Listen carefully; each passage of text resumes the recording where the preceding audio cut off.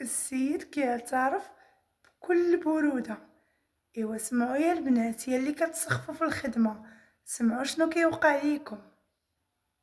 كدير راسها سخفات ولا فيها الجنون. فاحنا كندير سخفات كنهز انا واحد ولد صاحبي كنصحها شويه، كنهزوها كندوها الاداره. وحنا قلت لك ولد صاحبي دابا كنهزو البنات هكا وكنديوهم ديريكت الاداره، علاش ما نبقاش ندور مع الدوره ونبوسوا فيهم ونعنقوا عاد نديهم الاداره في نص الطريق. ولا صافي ولات لي سخفات كندهزوها كندوها مع الدوره كنبوسوها داك الشيء، لان المدرسه ما تقدرش دير اكثر كنعنقوها ونبوسوها ونديوها للاداره من بعد. واحد النهار واحد القوالبيه تمايا قال الاستاذ ما حفظهاش بغا يضربها هي طيح سخفات. قال الاستاذ عفاك كلمه ديوها الاداره تما يشوفوا يديروا لواحد الاداره كتكون تما فرميه ولا داك الشيء. هزيت انا وداك الولد درنا مع الدوره باش نبوسو ونعنقو كيف العاده، وهي تفيق لنا بنت الحرام بنت صحيحه. اش كديروا هذا الحرام هذه يفعلكم؟ بدات تسلخ فينا غادي ضربها تبقى تعاود يجي المدير.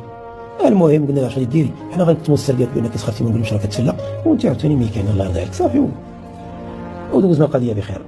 ماشي يستاهل شي.